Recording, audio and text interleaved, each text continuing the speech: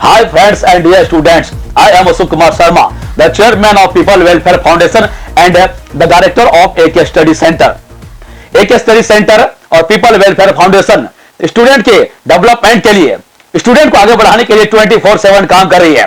चाहे वह कोई भी विषय हो, चाहे वह शिक्षा में AK स्टडी सेंटर और पीपल वेलफेयर फाउंडेशन का उद्देश्य इस बात के लिए कृत संकल्पित है कि भारत कि जो हमारा भारत का उद्देश्य है, भारत को सुपर पावर बनाना, भारत को एक शक्तिशाली राष्ट्र बनाना।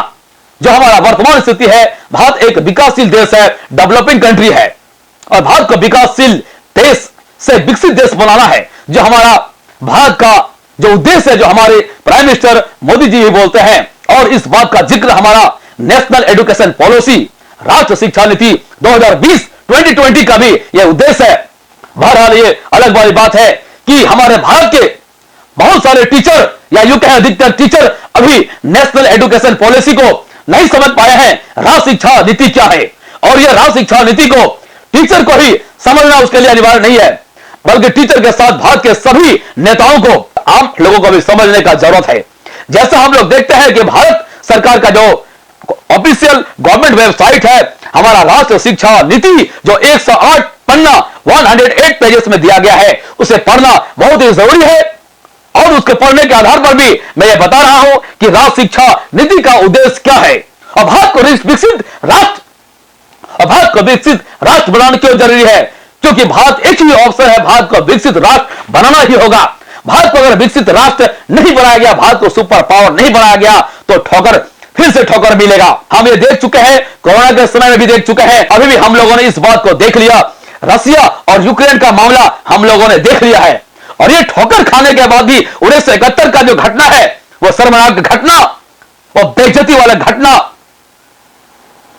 तो ऐसा घटना, उस घटना से भी अगर हम भारतवासी सबक नहीं लिए, भारत के नेता लोग सबक नहीं लिए, भारत के टीचर सबक नहीं लिए, भारत के विद्यार्थी सबक नहीं लिए, भारतवासी सबक नहीं लिए, तो एक बार रोना तो पड़ेगा। भारत के लोग तो रोएंगे ही नहीं, बल्कि रोना तो पड़ेगा, और रोने के अलावा फिर उनका भगवान ही भला करे, फिर उसके बाद क्या होने वाला है वो कोई भी नहीं कर सकता है। एक बार, कई बार भारत को चांस मिला है जब भारत ने उस मुश्किल का सामना किया है, और आज के इस ग्लोबल टाइम में, ग्लोबलाइजेशन के समय में, और इस प्रकार जो हमारा पूंजी का ग्लोबलाइजेशन हो चुका है, हर चीज का वैश्वीकरण हो चुका है, जो कैपिटलिज्म का जो दौर है, पूंजीवाद का दौर, एक तरफ भारत, पूरा विश्व आज इंटरनेट, यूट्यूब और फेसबुक से, आज वैश्विक समाज से कोई भी नहीं बच सकता, वैश्विक प्रभाव से कोई नहीं बच सकता है, टेक्नोलॉजी से कोई भी व्यक्ति दूर नहीं रह सकता है। हर व्यक्ति का प्रभाव इस पर है, और देश और दुनिया में, आज दुनिया के किसी कोने में क्या हो रहा है, उसका प्रभाव पूरा दुनिया पर पड़ता है, भारत पर भी पड़ता है, और भारत पर भी पड़ने वाला है। तो भारत के नागरिकों को उस स्तर का बनाया जाए, उस स्तर का भारत के नागरिकों को पहुंचाया जाए, जहां से भारत के सारे नागरिक मिलकर एक शक्तिशाली राष्ट्र का निर्माण करेंगे। और इस प्रकार का शक्तिशाली राष्ट्र का निर्माण भारत के लोग तभी कर सकता है जब भारत का हर एक बच्चा, हर एक विद्यार्थी, हर एक लोग मजबूत होंगे, ताकतवर होंगे, बुद्धिमान होंगे, वह राजनीतिक रूप से सशक्त होगा। राजनीतिक लोगों को बराबरी का अधिकार, हर लोग, राजनीतिक स्वतंत्रता लोगों को मिलेगी, आर्थिक स्वतंत्रता मिलेगी, लोगों में आर्थिक उन्नति होना चाहिए, हर व्यक्ति स्ट्रांग होना चाहिए, हर व्यक्ति क्रिएटिव होना चाहिए, हर तरीके से भारत के लोग, एक लोग मजबूत हो, शक्तिशाली हो, बुद्धिमान हो। अगर भारत के लोग मजबूत नहीं होंगे, शक्तिशाली नहीं होंगे, तो इस बात को कान में ध्यान देके आप रख लीजिए। कुछ लोग ऐसा सोचते हैं जो यहाँ के अधिकतर लोगों को अशिक्षित रखेंगे, पढ़ने नहीं देंगे, शिक्षा नहीं देंगे, और यहाँ के लोगों को गरीब रखेंगे, और हम ही केवल अमीर बनेंगे, और बड़ा आदमी हम ही बनेंगे, करोड़पति हम ही बनेंगे। तो सुन लीजिए, ये कॉन्सेप्ट आज से हमारा भारत का 4000 पुराना कॉन्सेप्ट था, आज इस भारत में नहीं चलने वाला है, और विश्व के किसी भी कोने में नहीं चलने वाला है।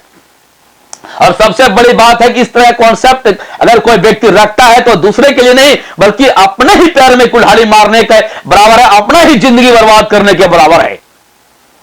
अगर इस देश के हर लोग बढ़ेंगे, तो दूसरे लोग भी बढ़ेंगे।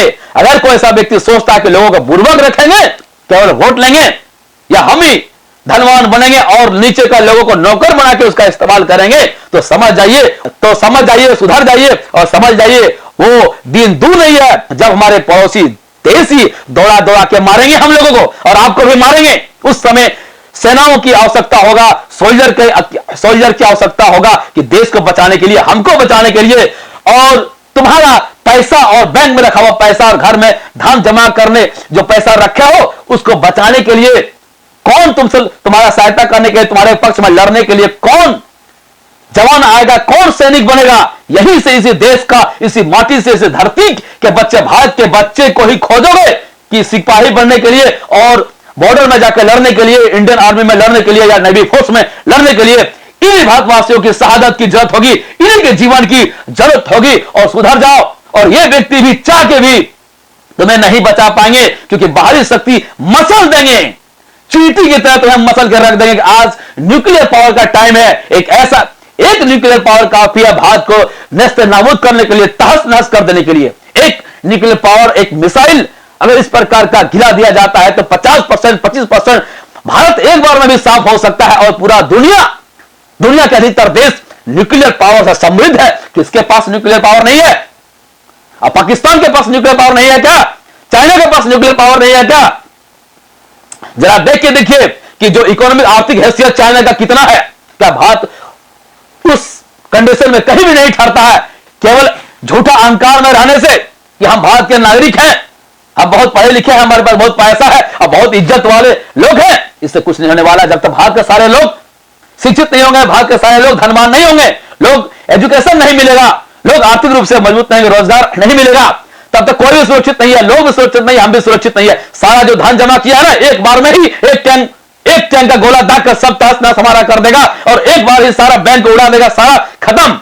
एक बार हैकिंग कर लेगा, सारा नोट चला जाएगा स्विस बैंक और वहां पर सारा जीवन भर का जो करोड़ रुपए 5-10 करोड़ कमा के रखे ना, सब खत्म हो जाएगा। इसलिए यहां पर जरूरत है ऐसे लोगों का, ऐसे विद्यार्थियों को ट्रेंड किया जाए कि वह साइबर वार में लड़ाई कर सके, भारत को साइबर सुरक्षा दे सके।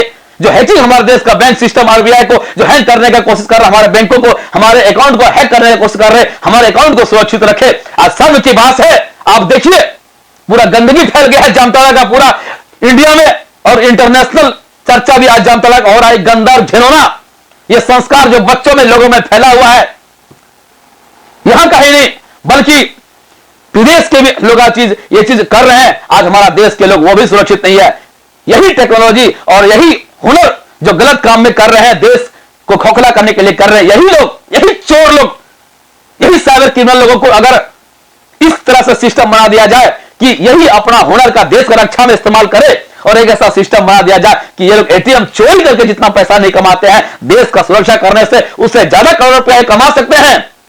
हमारे देश में सिस्टम का डेवलपमेंट नहीं हुआ, इस प्रकार का पढ़ाई नहीं विकसित किया गया। ये लोग भी दिखावे में, विलासपूर्ण जीवन भोगने में, जीने के लिए ये सब गलत काम कर रहे हैं। लेकिन पता होना चाहिए ये सब छोटा सा चीज है। 2-5-4 करोड़ आदमी महीना भी आराम से भी कमाया जा सकता है। जरूरत है वैसा शिक्षा देने का, वैसा शिक्षा मिल जाएगा तो ये लोग खुद ही वो गलत काम नहीं करेंगे, बल्कि वो अपना वह सारा शक्ति पुलिस को सहायता करने के लिए, प्रशासन को सहायता करने के लिए, देश का सपोर्ट करने के लिए लगाएंगे। तो जरूरत है ऐसा सिस्टम का। वैसा सिस्टम भारत सरकार को सोचना चाहिए, हम सभी नागरिक को सोचना चाहिए, बढ़ाना चाहिए। और इस सिस्टम पर people welfare foundation AK study centre काम कर रही है। और पीपल वेलफेयर फाउंडेशन और AK स्टडी सेंटर का उद्देश्य है कि भारत का प्रत्येक नागरिक को एक महीना में 20-20 करोड़, 50-50 करोड़ रुपया महीना कमाने के लायक किस प्रकार बनाया जाए, उस प्रकार काम कर रही है। और उसका समाधान भी पीपल वेलफेयर फाउंडेशन उसका ढूंढ ली है और खुद ही पीपल वेलफेयर फाउंडेशन उस पर काम कर रही है। और आने वाले समय में अगर आपका सहयोग होगा, अगर एजुकेशन शिक्षा में क्रांति अगर आएगी, जिस प्रकार से क्रांति आया था, जिस प्रकार से रूस में क्रांति आया था, जिस प्रकार से फ्रांस में क्रांति आया और पहला क्रांति फ्रांस में आने के बाद पूरा दुनिया को ही बदल दिया। उसके बाद भारत में भी इंडियन नेशनलिज्म, भारत में क्रांतिकारी क्रांति आया, महात्मा गांधी ने क्रांति लाया, भगत सिंह ने क्रांति लाया। अब एक बार फिर जरूरत है, एक बार भारत में फिर से क्रांति आए, वह शिक्षा में क्रांति आए, एजुकेशन में क्रांति आए और लोग सशक्त हो, आर्थिक रूप से, मनोवैज्ञानिक रूप से, मानसिक रूप से उतना एजुकेटेड हो। इस प्रकार शक्तिशाली एक बच्चा आयरन हो, एक बच्चा भगत सिंह हो और एक बच्चा अपने आप में आग हो। एक आदमी से टकराना किसी देश के लिए बोते की बात नहीं हो और खौफ, दिलों में खौफ हो जाए उस देश का जो भारत के प्रति, भारत पर जो निगाह भी डालने का कोशिश करेगा। क्यों नहीं हो सकता? बिल्कुल हो सकता है। पैसा तो कोई भी कमा सकता है, करोड़ रुपया कमा सकता है, तो किसी को बुराई करके कमाने से बेहतर है किसी का भलाई करके कमाइए। पैसा कमाना ही है तो किसी को थकने से बढ़कर है, किसी का मदद और सहयोग, किसी को आगे बढ़ाकर भी पैसा कमाया जा सकता है और उससे ज्यादा पैसा कमाया जा सकता है। सर्व की बात हमारे भारत के लोग इस चीज को सीखते नहीं है, हमारे विदेशों से देख के भी सीखे। आज अमेरिका को देख के सीखे, रूस को देख के सीखे, चाइना को देख के सीखे, ब्रिटेन को देख के सीखे। वहां के लोग कितना पैसा कमा रहे हैं, करोड़ों में कमा रहे, लाखों में तो कमा रहे हैं, करोड़ों करोड़ रुपया महीना कमा रहे हैं, वो भी ईमानदारी से राष्ट्र हित में देश को टैक्स देकर कमा रहे हैं। लेकिन हमारा देश का मानसिकता बना दिया गया है घटिया मानसिकता, जो कि वो अपना जॉब सीकिंग मेंटेलिटी, नौकरी पाने का और क्लर्क और इस प्रकार का ज्यादा से ज्यादा आईएएस और आईपीएस बनने का गंदी मानसिकता। इस मानसिकता से बाहर निकलने का जरूरत है। लोगों को बिजनेस माइंडेड ही बनाना पड़ेगा और एंटरप्रेन्योरशिप स्किल डेवलप करना पड़ेगा और आउट ऑफ बॉक्स भी सोचने के लिए तैयार करना पड़ेगा, जो हमारा राष्ट्रीय शिक्षा नीति का उद्देश्य है। और मोदी भी कहता है यही चीज और यही एक ऑप्शन है, इसके अलावा कोई भी ऑप्शन नहीं है। उस प्रकार का एजुकेशन देना होगा, टाइम पास करने से, बर्बाद करने से कुछ नहीं होगा। लोगों को सबसे पहला ईमानदार बनाना होगा, लोगों में वो भावना हो, लोगों को सबसे पहला एक वास्तव में मनुष्य बनाना होगा।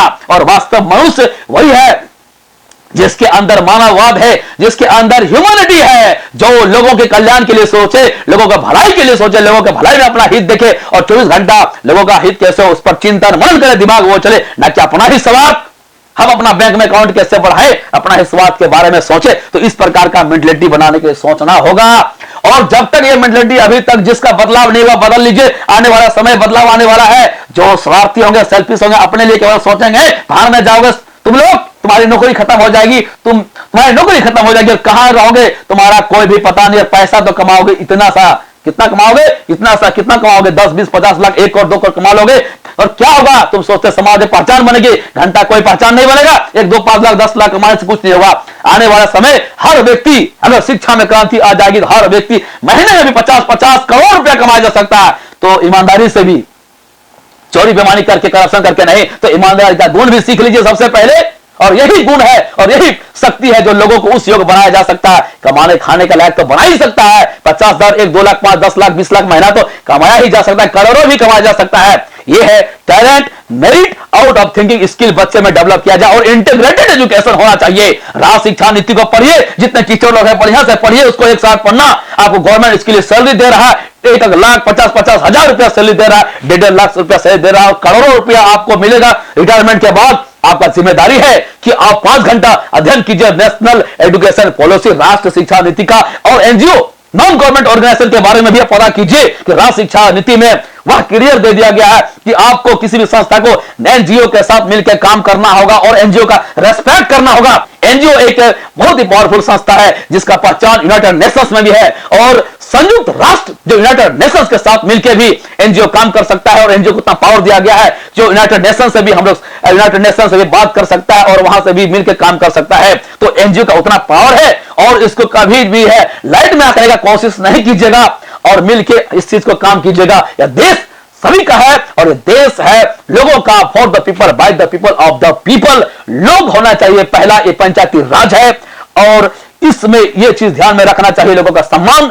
और प्रेम और लोगों को सहानुभूति और लोगों का हेल्प करने की भावना ही सबसे बड़ा पढ़ाई है। डॉक्टर, इंजीनियर, आईएएस, आईपीएस बनना बाद की बात है। लोग मनुष्य में वास्तव में मनुष्य बन जाएंगे, दयावान बन जाएंगे, लोगों के प्रति, दूसरे लोगों के प्रति दया की भावना विकसित होगा, हेल्प करने की भावना, सहानुभूति की भावना, लोगों के दुख दर्द को समझ पाएंगे, पीड़ा को समझ पाएंगे, एहसास और फीलिंग दूसरे कष्ट का हो पाएगा। दूसरे का तकलीफ को जब समझ पाएंगे तो सही में उसका पढ़ाई पूरा होगा, उसका स्कूल और कॉलेज पूरा होगा। और जिस व्यक्ति में जो मनुष्य नहीं बन पाया उसका सारा पढ़ के, सारा पढ़ाई पढ़ के भी गोबर है, चाहे वह इंजीनियरिंग क्यों नहीं किया हो, चाहे वह आईएएस आईपीएस ऑफिसर ही क्यों नहीं हो, अगर उसका मानववाद नहीं है, मानवता नहीं है तो वह बेकार है, घंटा ठेंगा कुछ भी नहीं है। तो सबसे पहला वही है। और ये हमारे मोदी भी कहते हैं, जिस आदमी को मेरा बात समझ में नहीं आता, अगर सोचते हैं कि अशोक सर ये बात बोल रहे हैं तो आप मोदी का ही बात देख के देखिए, मोदी का सुनिए यूट्यूब में वीडियो और सारा उसका मैनिफेस्टो, जितना भी मैनिफेस्टेशन है चैनल में, और जितना भी जो भी गजट ऑफ इंडिया भारत का राजपत्र है वहां पर देखिए कि भारत सरकार क्या कर रहा है और मोदी जी प्राइम मिनिस्टर क्या कर रहे हैं। और राष्ट्रीय शिक्षा नीति को पढ़िए, 108 पन्ना, वहां भी देखिए शिक्षा में क्या कह रहा है, किस प्रकार के एजुकेशन पढ़ना चाहिए। तो ये चीज सारे हम विद्यार्थियों को नहीं, इस विद्यार्थी को भी इस बात को समझना पड़ेगा, गार्जियन को भी समझना पड़ेगा, और टीचर को समझना पड़ेगा, मुझे भी समझना पड़ेगा, सबको समझना पड़ेगा, आईएएस आईपीएस ऑफिसर को समझना भी पड़ेगा, और मंत्रियों को भी समझना पड़ेगा, हर लोगों को भी हर लोगों को भी समझना पड़ेगा, चाहे आप पढ़े लिखे हैं चाहे नहीं भी है, सबको समझिए। जितना समझेंगे आपका ही जीवन पहले उतना ही आगे बढ़ेगा। इसलिए शिक्षा में क्रांति आई है, एजुकेशन में एक बार क्रांति लाने का जरूरत है। जिस तरह से 1789 में फ्रांस में क्रांति आई थी, दुनिया का तस्वीर बदल दिया, उसके भारत में क्रांति आई और भारत को आजादी मिली।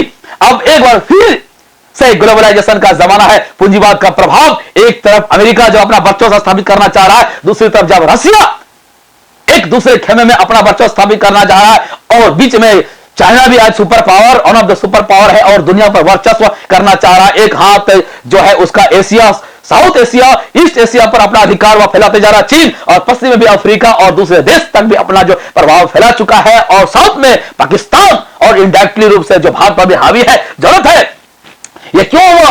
क्योंकि उन्होंने अपने देश के नागरिकों को वैसा एजुकेशन दिया, अपने लोगों को उस तरह का मजबूत किया और लोगों को उतना शक्तिशाली बनाया। चाइना जो 5.5 फुटिया आज नाक में दम करके रखा बहुत सारी दुनिया का देश का, आज भारत को नाक में दम करके रखा। 1971 का घटना याद कीजिए, जो घर में घुस गया था हमारे दरवाजे के पास, और भारत का क्या हाल क्या था, किस प्रकार का बेइज्जत किया था। अगर रसिया नहीं रहता तो क्या होता है। और उस ताशकंद समझौता को भी याद कीजिए, जो हमारे देश का प्रधानमंत्री लाल बहादुर शास्त्री दिल का दौरा से तड़प के मर गया उस बेइज्जती से।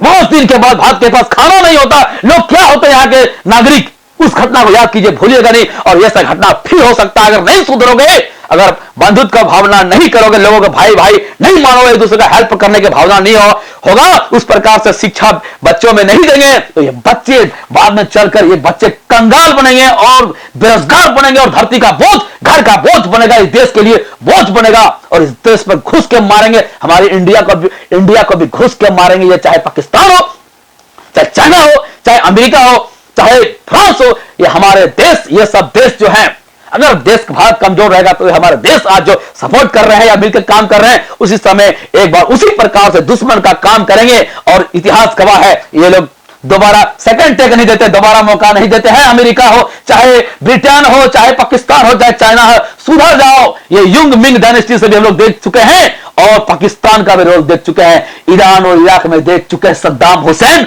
और यहां पर हम लोग अफगानिस्तान में भी देख चुके हैं, और अफगानिस्तान में भी देख चुके Osama bin Laden, operation Geronimo जो घुस के मारा था।